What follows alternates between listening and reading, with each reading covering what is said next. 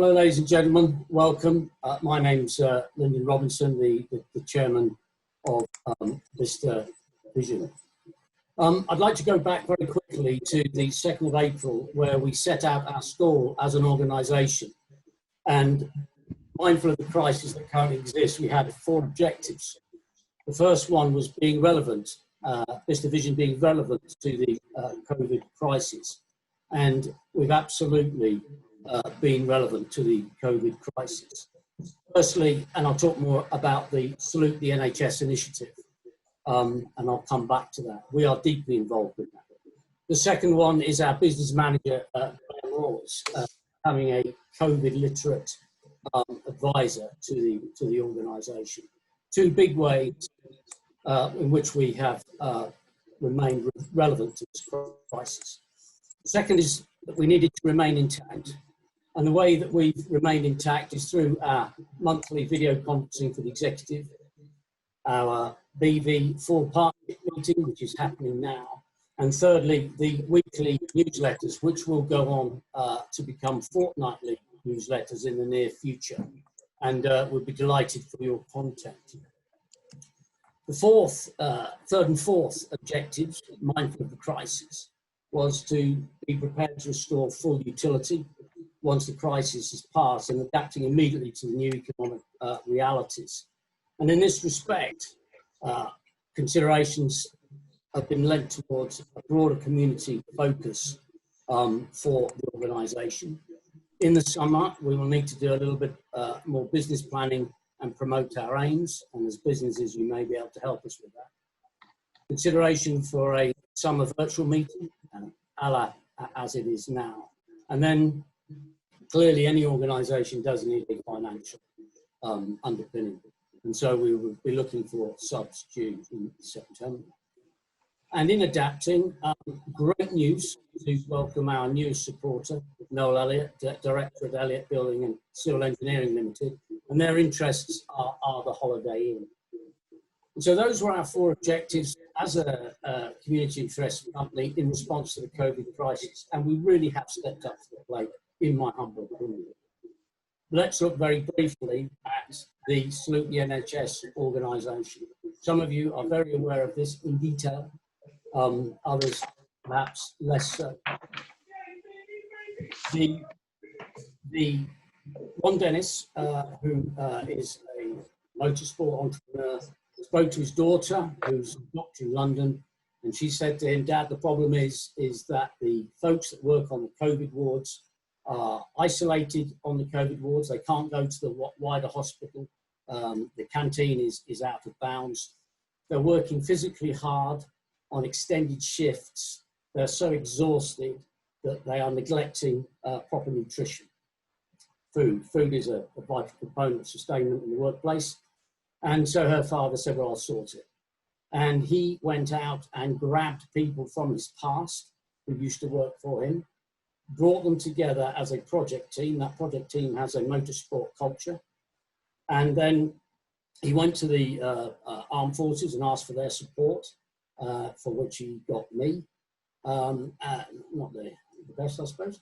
Got me. And then he had soldiers helping him start up. He had a Get You In pack from the garrison. And then the veterans that live and reside in Bicester joined the project, which was centred at the Bicester Motion hangar 113. And hangar 113 effectively became a area for the manufacture of food parcels that can be given to nurses, nutritionally balanced food parcels.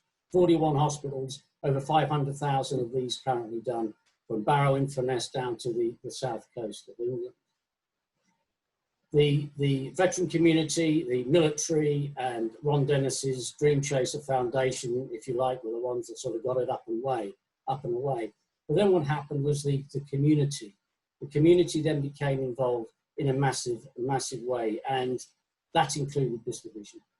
Bicester Vision provided myself, as well as the military, I suppose. I was double-hatted.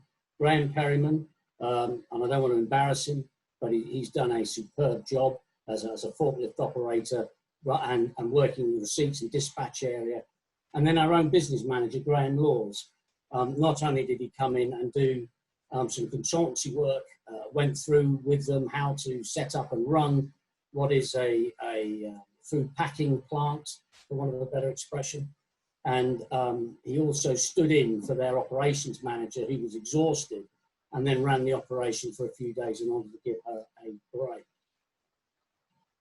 This contribution by the Bicester community, by Bicester Vision, to what was a national need for food parcels for nurses. When I say nurses, I mean all those that work in the ward, was a huge contribution. I'm absolutely delighted that Bicester Vision were front and centre of that operation, which is still ongoing today. And indeed, Graham Perryman has just come back from there this morning. So, in terms of our relevance to the COVID crisis, Bicester Vision, and this is what I will finish on, we lent in heavily to Bicester's contribution to the national effort in response to COVID through the feeding of nurses. Our business manager became a COVID literate business advisor. And of course, we sent out the weekly communications. So much to be very, very pleased about. Back to you, Graham. Thank you very much for that, Lyndon. Quick question, the operations that's running at Bicester Motion right now, when is it due to end? What has it got a definitive end date? The end date is the 17th of July, but let me elaborate on that. At the end of June, the ramping down process will take place. So the rate of production, 12,000 meals a day, at the moment will be sustained until the end of June. And then after June, 31st of June, 30 days after June, 31st of June after that, then those 17 days into July will be ramping down. So what we expect there is for hospitals to start drawing down their requirements. Therefore, the volunteer requirement goes down, the deliveries of food from Absolute Taste and Tesco's will draw down, and then eventually it will then peter out to a formal closure on the 17th of July. That is the plan. However, if there is a second spike and all the hospitals start ramping up again, and we're back to full-on COVID response, then that is a matter for the project team, and my suspicion is they'll want to run it on afterwards. The 17th of July. Okay, thank you very much for that. Graham, could I ask you a question? Your contribution that you've made to this has been significant and well appreciated, and it kind of harks back to a past life where you did whiz around on forklifts in big warehouses. What kind of people have you been working with? Where do they come from? Are they employed? Are they furloughed? Are they retired? Are they unemployed? I think, Gray, they're coming from all walks of life, in fairness. Yes, a lot of people are furloughed. Some people are starting to go back now.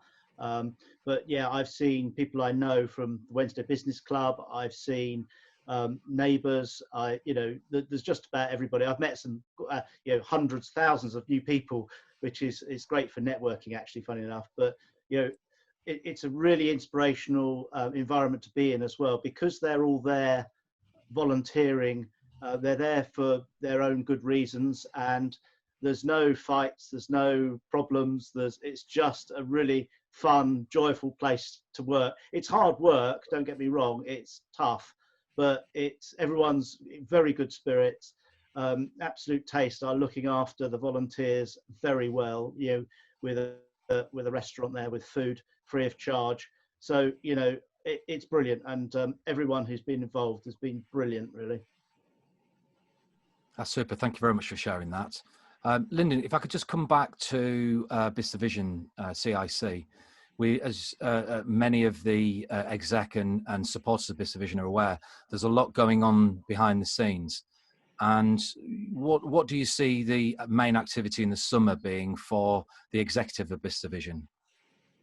Well, of those 4 objectives that I mentioned earlier, and as per the meeting of the 2nd of April, it's about getting ourselves into a place where we can adapt to the new reality that will face the economy and restore ourselves to full utility. So we need to start getting back together as a group and no longer using this means. But I suppose to sort of drill down a bit further, this broader community focus I mean, I've been stunned at what I've seen and in fact, my whole impression of society and English British culture has completely changed. And how do we adapt to that? How do we adapt to what we've seen as Bicester Vision in Hangar 113? The relationships between people, where you talk to a guy on a line who's got huge net worth, working for a guy literally within 2 meters away, sorry for social distancing, but he will put something in a box, and he's an individual, she's an individual, high net worth, passes that box to somebody of very, very low net worth, who may have some real economic challenges personally within their family, and yet they're working together as a team. And the exchange of ideas, people understanding how the other half live, and that not everybody in authority lives in an ivory tower, but not everybody who is not as economically successful as others have so much to give. And another interesting point, and I know I sound passionate about this, it's because I am, is that one of the strengths of what happened in Hangar 113, or what is happening in Hangar 113, is that the powerful are not marginalising the less powerful. The able are not overwhelming the less able. The less able are being invited to step forward, are being invited to take on functions within the process that they can do, and they are doing it well, while the more able take on a more sort of challenging roles within the organisation. And then within the ethnicity, and I know that's very newsworthy at the moment, the different mix of our society, both in terms of affluence and in terms of cultural background, is there as well. I've seen what Britain really looks like. I've worked with representatives from the BAME community in Hangar 113. I've worked with folks from the LGBT community, from the veterans community. I've worked with folks who've got learning difficulties. I've worked with those of high net worth, low net worth, no net worth. And my conclusion is that people can work together to a common cause really successfully. And what's so rewarding is they actually enjoy each other's company, despite the fact that they come from different places.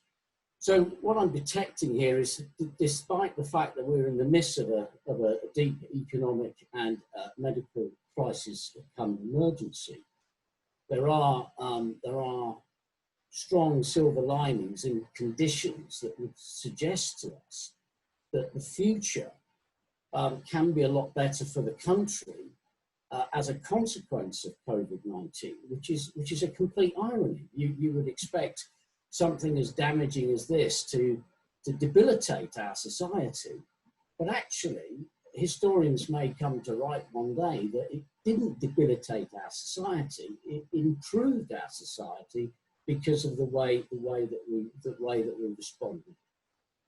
So folks, without any further ado, we're timed out now, but thank you so much for attending this full partnership meeting.